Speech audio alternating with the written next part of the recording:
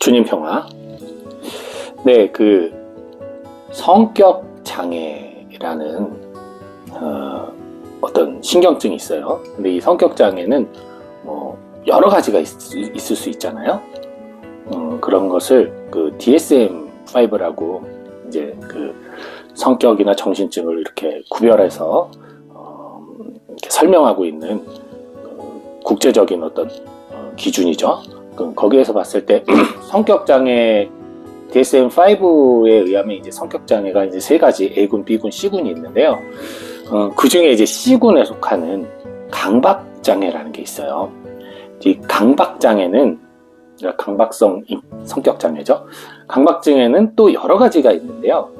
뭐 지나치게 이제 몸을 청결히 닦아야 된다던가, 뭐 아니면은 막 주변 환경을 진짜 먼지 하나 없게 깨끗하게 뭐 이렇게 해야 되는 결벽증 같은 이런 장애도 그 강박장애에 속합니다.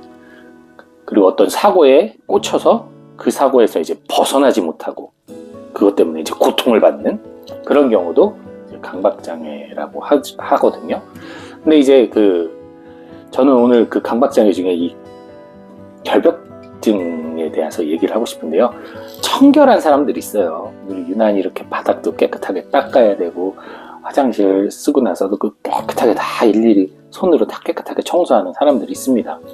뭐 청결한 건 좋은 거죠. 특히 저같이 좀 게으른 사람은 이제 청결하지 못하는 주변 환경을 좀 청결하게 하지 못해서 이런 청결한 걸 좋아하는 형제들한테는 맨날 이렇게 잔소리를 듣고 그러기도 합니다. 특히나 제가 또 머리가 이제 탈모가 있어서 많이 빠지면 예를 들어서 그 형제 방에 가서 얘기하다 머리카락 빠지면 바로 테이프로 이렇게 그 머리카락을 떼고 있어요. 그걸 볼 때마다 이제 저는 막 괴롭죠. 근데 어쨌든 뭐 저는 그걸 잘못됐다고 보진 않고요. 그런 청결한 형제들이 설거지를 또 기차게 하거든요. 깨끗하게. 이게 막 대충대충 해가지고 막 물 뚝뚝 떨어지고 뭐 약간 뭐 이런 설거지한 흔적 남기고 그런 일 절대 없이 물 한 방울 안 남기게 싱크대까지 깨끗하게 다 닦습니다. 예, 좋아하죠. 예를 들어서 저는 요리를 잘하고 좋아해요. 그러니까 저는 요리하고 벌리는 걸 잘하지만 그런 형제들은 요리는 못해도 깨끗하게 뒷정리를 잘하니까 둘이 같이 이렇게 케미가 맞으면 아주 좋습니다. 어쨌든 근데 이게 반대가 되면은 상당히 괴롭게 되죠. 전 두 개 다 경험해 봤습니다. 한 번은 청소 잘하는 형제와 저가 같이 살면서 정말 저는 제 할 일 잘하고 그 형제 할 일 잘해서 언제나 깨끗하고 언제나 또 뭐 이런저런 거 맛있게 먹고 했어요. 근데 한 번은 반대. 이 형제는 요리를 하나도 안 하니까 저 혼자만 계속하고 그리고 계속 이 형제는 닦고 청소만 하고 있으니까 일이 안 되고 뭐 이런 경우도 있었던 기억이 있습니다. 어쨌든 뭐든 이렇게 좀 조화롭게 하면 선하고 또 서로에게 도움이 되는데 이게 이제 그 단계를 넘어서서 병적으로 가면 항상 문제가 생기죠. 이제 결벽증은 이제 정말 뭐 예를 들어서 손을 씻으면 손에 껍질이 다 벗겨질 때까지 계속 손 씻는 거예요. 예. 그리고 또 청소도 이건 뭐 정말 그것 때문에 막 다른 게 안 되는 거죠. 계속 닦아야 되고 이제 2주 정도가 되면 이제 병적인 겁니다. 그리고 정말 중요한 건 그거죠. 그것이 나의 시선을 빼앗고 나의 생각과 마음을 빼앗아서 다른 것을 볼 수가 없는, 다른 것에 생각이 갈 수 없는 상태에 이르면 그것을 이제 강박장애로 진단을 합니다. 사실 제가 오늘 복음 말씀 보면서 밥 먹기 전에 손 씻는 거는 당연히 우리 다 하잖아요. 손 밖에 나갔다가도 손 씻어야 되고 요즘같이 코로나 시대는 더더욱 손은 자주 씻는 거 맞는데 손을 씻는 것을 법제화했단 말이에요. 율법으로 만들어버렸어요. 손을 씻어야만 한다.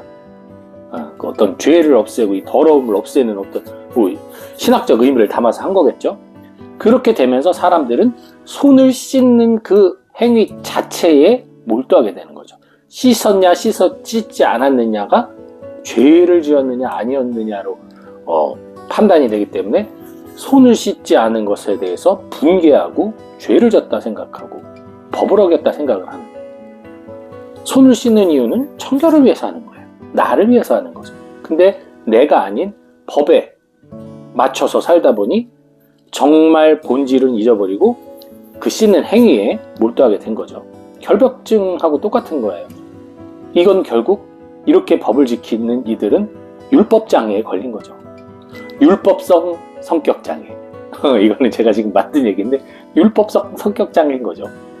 율법에 맞추지 아니하면 불안하고 고통스럽고 괴롭고 율법에 맞춰야만 안심하고 살 수 있다? 이게 성격장애예요. 모든 장애가 그거예요. 그 장애에 해당하는 것을 지키지 않으면 불안하고 걱정되고 두렵고 그걸 지켜야만 겨우겨우 살 수 있는. 그러니까 율법에 의해서 유대인들, 바리사이나 율법학자들 그리고 율법을 지키는 사람들은 율법성 성격장애에 걸린 거죠. 어쨌든 그것을 예수님께서는 이제 지적을 하시는 거죠. 네. 너희 바리사이들은 잔과 접시의 겉은 깨끗이 하지만 너의 속은 탐욕과 사악으로 가득하다. 어리석은 자들아, 겉을 만드신 분께서 속도 만들지 않으셨느냐? 속에 담긴 것으로 자선을 베풀어라. 그러면 모든 것이 깨끗해질 것이다. 이 말씀이 심리적으로도 상당히 의미가 있는, 가치가 있는, 권위 있는 가르침이신 것 같아요. 예수님은 진짜 기똥찬 심리학자잖아요. 예, 즉, 그 하나에 집착하고 하나에 매달리는 것이 아니라 그것과 반대라고 여기는 것도 가치, 양쪽을 다 같은 가치로 바라볼 때, 그럴 때 우리가 균형이 잡힌 삶을 살 수가 있거든요. 내가 어떤 것에 불안을 갖고 있을 때 그것이 꼭 그것을 해야만 되고 하지 않으면 큰 문제가 있을 거라는 나의 왜곡된 생각을 바꾸기 위해서는 그것이 꼭 있지 않아도 된다라는 그러한 자세를 내가 수용할 수 있을 때, 그럴 때 내가 좀 더 넓게 자유롭게 다른 시각을 가질 수 있게 되고 그럴 때 좀 더 이제 심리적인 안정을 갖게 되고 그리고 이제 그것과 반대되는 것에 대해서도 내가 자연스럽게 직면할 수 있는 용기가 생기고 힘이 생기거든요. 그래서 예수님의 말씀처럼 겉만이 아니라 속도 함께 바라볼 수 있는 어떤 드러나는 현상에 집착하는 사람이라면 그것으로 인해 흔들리는 내 마음에도 내가 신경을 쓰고 집중을 해서 내 마음이 지금 어디에 있는지를 확인하는 것, 이거 매우 중요한 겁니다. 내 속도 관찰을 해야죠.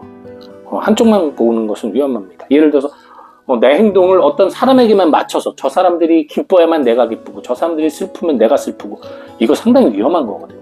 내가 없기 때문에.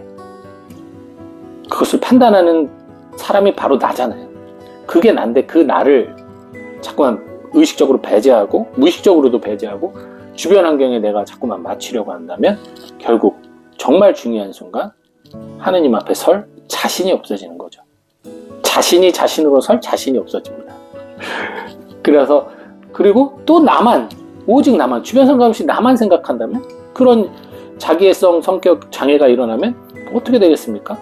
아까 그 주변만 보는 거, 이거는 이제 연극성 성격 장애 뭐 이렇게 되겠고, 이건 자기애성 성격 장애가 걸리면 이제 주변 사람들을 다 상처를 주고 그리고 나만 홀로 좋아야 되는데 그게 안 되잖아요. 그러니까 더 고통을 받고. 그러니까 양쪽 다 필요한 거란 말이죠. 그래서 이 율법이 나쁜 게 아니라 율법성 성격 장애에 걸렸을 때 문제가 생긴다라는 거. 그래서 예수님 그것을 지적했고, 오늘날도 우리들 이 신앙생활 하면서 우리들 종교의 또 안에서 역사와 시간을 흐르면서 생겨난 관습이라던가 법들이 우리들에게 묘하게 성격 장애를 일으키는 것들이 분명히 있습니다. 그래서 기도에 어떤 것을 하지 않으면 불안해한다거나 어떠한 행위를 하거나 하지 않으면은 그로 인해서 고통을 받는다거나 하는 경우가 있단 말이죠. 어떤 거든지 주님이 우리에게 고통을 주기 위해서 만들어 놓은 것은 하나도 없어요, 사실은. 주님을 위해서 우리가 나의 것을 내려놓는 과정에서 조금 내가 갖고 싶은 것을, 욕구를 내려놓는 것으로 인한 고통은 있을 수 있을지언정 그 외에 어떤 것으로부터 우리는 고통을 주님께서 주기 위해서 만들어 놓은 건 하나도 없거든요. 근데 우리가 이 세상을 사는 것에 목적을 두고 살다 보니 이 세상에서는 고통이라 느낄 수 있는 것들에 이제 우리가 많은 고통을 받고 또 그것을 이제 하느님이 주셨다라고 생각하는 경우가 많은데, 어쨌든 우리 조금 더 마음을 경직된 사고를 좀 더 풀어서 주님이 주시는 것이 얼마나 선한 것인지, 그리고 그 선함 안에서 우리들이 어떤 것을 보고 선택하고, 또 그것만이 아니라 주님이 주신 건 우리에게 전부를 보여주시는데, 이 세상 전부를 지금 보여주시는데, 내가 보는 것만을 진리로 여기고 내가 보는 것만을